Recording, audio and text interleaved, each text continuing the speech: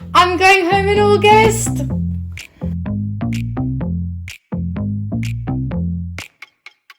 Nails, hair, hips, heels. Hi everyone, and welcome to episode number 7 of this push phase. Thank you so much for tuning in. As always, I really appreciate you watching this. So last week has been a really productive one. Actually, I've really enjoyed it a lot. So I'll take you back. Overall, my training's been pretty consistently good. Even after higher food last weekend, where I enjoyed my most favourite donuts in the world and then had a pizza in the evening, my body weight kind of like just hadn't increased over the week.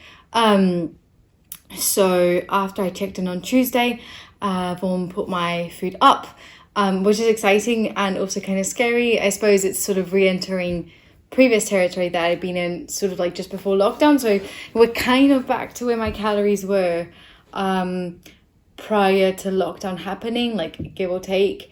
So that's exciting. It's really, really exciting, especially because I'm finally starting to feel that progress in my lifts, in my physique, and sort of starting to see my body shape be sculpted into, you know, into what I want it to be sculpted to, especially in terms of like gaining more muscle mass in my delts, my arms, my back, and my legs, so basically my whole body. So I'll insert my check-in videos here. Girl, I don't dance, I work. I don't play, I slay. I don't walk, I strut, and then sashay. But I don't work for free. That's not the tea, hunty. So make it rain on me, and I might let you see. What you gonna let them see? My nails, hair, hips, heels. Nails, hair, hips, heels. Nails, hair. So food is back at a really high place, which is awesome. Really enjoyable, especially kind of with the amount of carbs that get put in post-workout. I've got a massive sweet tooth, so I have no issue with that, and especially because I train first thing in the morning, it means that I kind of get like a first breakfast and then a second breakfast, and it's all sweet, and I fucking love it. So I thought it might be interesting to some people to sort of see what I eat in a day or what I plan ahead for, especially now that my calories have like been ramped up so much. So I'll just show you what I eat typically on a training day. Now this is for tomorrow, and tomorrow I'm training full body, so it's sort of my upper day calories. So yeah, let me just show you. So this is my pre-workout meal. So I've got half a pot of soy yogurt in there, and I've got some oats and blueberries inside, and in the morning I will add peanut butter to that. The reason I've sort of got it prepped is because I don't want to think about it in the morning, and this is my pre-workout. I just measure it out because I just like take it first thing in the morning, and then it's done and I don't have to like just think about anything. And then this is my post-workout. So this is oats with banana and berries, and then I have got my rice cakes prepped there. And the reason I've got this all sort of ready to go is because I train really early in the morning before work, and I always have my post-workout at work. So yeah, as I said, my post-workout, I always eat it at work, or on my way to work, and this is what I typically have for lunch. So that's half a packet of microwavable rice, some vegan chicken pieces, and then a massive salad, because macronutrients are important, but so are micronutrients. 0% aesthetic, 100% delicious. But I do always have kind of my post-workout at work, because it means that I train first thing in the morning and then I head to work, and by eating post-workout at work, it means I can get up a bit later, and then by the time I get there, I'm like, oh my goodness, ravenous to have my oats and my rice cakes or biscuits or whatever the fuck I'm having that day. So no, it's been really, really nice. And this week has been a bit more about thinking, I think I've touched upon this before, but thinking about reincorporating foods that I've not had in my diet for quite some time. Now, I don't follow a meal plan. Never have. I don't like meal plans, but it doesn't mean that I don't eat the same shit pretty much 5-6 times a week. I just like the flexibility, and I like having that, I suppose just that flexible approach, that ability to make those decisions for myself. But it means that a lot of times I feel like I don't venture out too much with food, for no particular reason at all. So I had a bit of a rant about this the other day. Good afternoon. It's Thursday today, and I'm just on my way back home from work. climbing a massive hill, so if I start to gasp for air, that's off season speaking. No, but on a serious note, I just wanted to sort of record this now because it's been on my mind for quite a while, at least a couple of weeks for sure. But I think it's important to address it. So, well, I wanted to speak about fullness and satiety, basically, because Amelia Thompson put up a really good post quite a while ago, and I've reposted it quite a few times because it's just brilliant. And I think it really illustrates the concept of food and satiation and being full, and how actually these concepts are really, really different. So the reason it's been on my mind is because moving, like, as soon as I came out of my recomp, I sort of got back into pushing calories up, and it can always be quite tempting to continue to eat more of this, I suppose, quote unquote diet foods that you're used to eating, which tend to be low calorie, high volume foods. And yeah, it can be really tempting to continue to eat these, but just more of them, and then you might find that you're just kind of like eating loads, constantly full, but like never actually satiated. And I have found that with myself quite a lot. Yeah, so I tend to experience that quite a lot, because I've got like a huge appetite and a pretty big stomach capacity, I think, just under the fact that I eat a shit ton of fruit and veg in a day.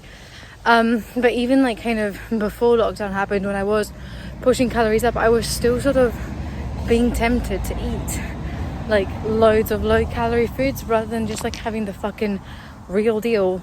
And it's something that I've been speaking quite a lot to Indra about, and also to Laura, two of my teammates and friends. And yeah, just like, I suppose what I'm trying to say is that sometimes when you're trying to gain weight, or when you're trying to move past a certain habit, it's really important to start assessing and like introspecting and looking at what you're doing that's potentially maintaining that habit. And basically what it's led me to do is to really just look at my food diary and realize, yeah, I love like the ease of eating the same stuff all the time, but just because I've got more calories to have doesn't mean that I should still be eating things like butternut squash. Like expanding my range of foods to include stuff that I don't actually eat that often, which is such a shame because I love food. And yeah, it's kind of just like pushed me to broaden my horizons. And actually the other day I went through the supermarket, just looking through the aisles, being like, oh my gosh, I love that. I've not had it in fuck knows how long. And I've made a list of things that I want to start incorporating into my diet. So even like changing from the likes of your microwavable rice packs, which I have pretty much every single day when I go to work, moving away from the like not lower calorie, but the ones that are like less in a packet, therefore half of it equals its calories, and actually moving into things like jasmine rice, basmati rice, things that I love eating, but that before, just because it's got like, fuck knows man, maybe like 3-4 grams of carbs more, something like that. Just like not eating them, or like buying, you know, normal peanut butter as opposed to like peanut butter powder. Anyway, I don't really know where I'm going with this mini rant, I suppose, but basically it's just that realization that satiety, especially in the off season and in general, like, is so much more important than just being full, and that sometimes the reason why you might feel like you have an insatiable appetite is because all you're eating is a load of low calorie stuff that will fill you up but won't actually make you feel full and satisfied. And yeah, it's just been playing on my mind, the fact that it's so easy often to end up consuming more of your diet of foods, just in like more volume of them, and still being really, really hungry. Whereas if you just start eating foods that are not quote unquote diet foods, and perhaps eating less what you perceive to be in volume, but more, well, not even more calorie dense, like the same calories, you can actually feel far more satisfied. And that's something that I've started to implement and be more aware of and more mindful of sort of post recomp, because before that I was still quite into like the mindset of like, oh, I'll stick to my lower calorie like rice and quinoa, whatever the fuck I was eating, and have a shit ton of corn cakes to make up for my carbs, or I'll have loads of butternut squash rather than just having a fucking potato, which I love. And like there was no reason for that. I think sometimes it's just that you fall trap and you get used to eating a certain way. So I'm very excited to start, you know, putting different foods in my diet and start just trying different stuff. Sometimes it's like down to effort of like wanting to cook and that, but I do think it's important to start to really push myself in that way, because I love food. Like I don't even know, if I think about it, I'm like, why was I not embracing like other foods? I don't know, it's just been on my mind for a wee bit. So it's definitely something I'm looking to incorporate as of what that I've been doing kind of like as of this week, especially now that calories have been put up quite significantly. So yeah, in other news, it seems like gyms are starting to reopen kind of closer to us. It seems like gyms are reopening in Ireland, which is freaking exciting. I'm very jealous of my brother who lives in Dublin. So if I happen to hop on a flight, I will be going to the gym. I'm joking. But yeah, it's exciting, and things in England seem to be obviously moving quicker than they are in Scotland, even though we have moved into phase 2. And hopefully sooner rather than later things will be looking a bit more normal, and at least enabling us to go in and train at a gym, because it's just getting like old. I'm sick of this shit. And I don't mean that in like a blasé way, but oh my gosh, it's just becoming harder and harder and like more cognitively taxing to kind of cope with this whole like COVID situation. Yeah, it's quite shit. In saying that though, I have been thinking about potentially doing a photo shoot within the next few weeks. It's something that's been on my mind for a little while actually, but I just think it'd be really nice to do a photo shoot when you're not super lean and shredded, purely because that's not like lean and shredded is what you look like for what, like 5-6 days, or you're in like just a few weeks out of the year when you are doing like a really long prep. And I don't think it's reflective of what a normal strong body necessarily looks like. And I think it would really push me out of my comfort zone, just embrace, you know, off-season curves, off-season shapes, which, like, to be fair, I love. I just feel strong. It feels so much more feminine, having more curves, having energy. Like, it just feels nice. So it's something that I've been considering and thinking quite a lot about. And, like, to be fair, I probably will book it. And speaking of booking things, I am going home in August, and oh my goodness, I am so excited. So home for me is the border between France and Spain on the Atlantic coast, and I've not been back. So I visited home in January 2019, so last year, for 2 days.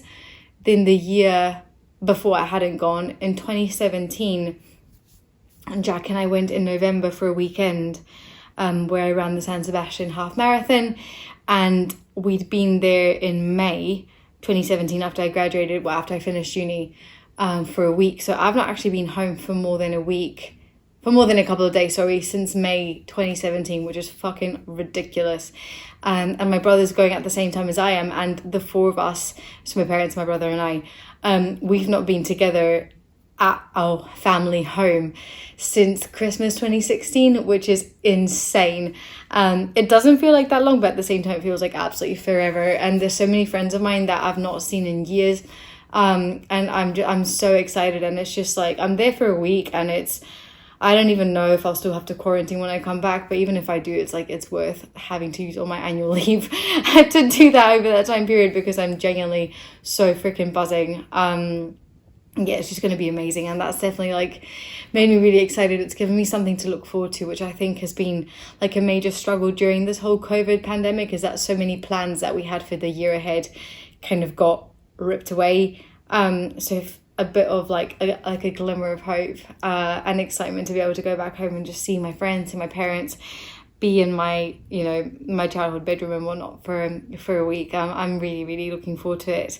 And yeah, it's Saturday afternoon right now. I've just finished doing the majority of my client check-ins, and I just wanted to put this out there to say that I'm so proud of every single one of them, because they're all facing and overcoming small different challenges on a week-to-week basis, and I genuinely couldn't be more grateful for how open they choose to be with me, how vulnerable they choose to be with me, and how much they embrace everything we discuss together.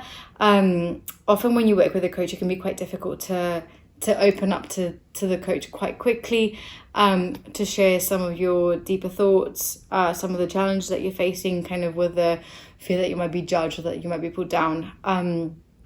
And I'm just so grateful for my clients' ability to just be open with me, and to invite me into their world in that way. And it makes my weekend and it makes my day, and it just means a lot. And it's so exciting always to see how they're progressing, such as just seeing changes in their mindset and the language that they use. And yeah, it's coaching, it's physique, it's nutrition, but that's just like such a small part of it. And like, actually, the more you broaden the scope, for those who kind of need a bit more support around that, it's just awesome to see. And before I wrap up this vlog, another thing I wanted to add was that it's Pride Month this month.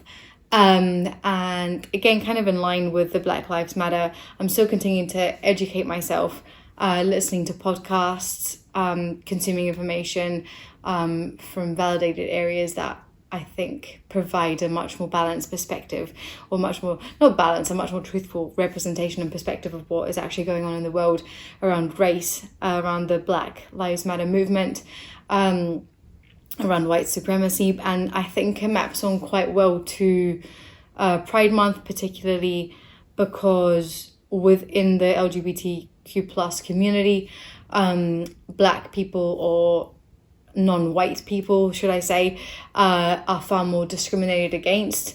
And that's something that I've always sort of been aware of, but it's brought it home far more. And I've been looking into it more this year, I suppose. I've been seeking out that information more, I think is a better way to put it. And I was listening to a podcast with Brene Brown, because I'm obsessed with Brene Brown.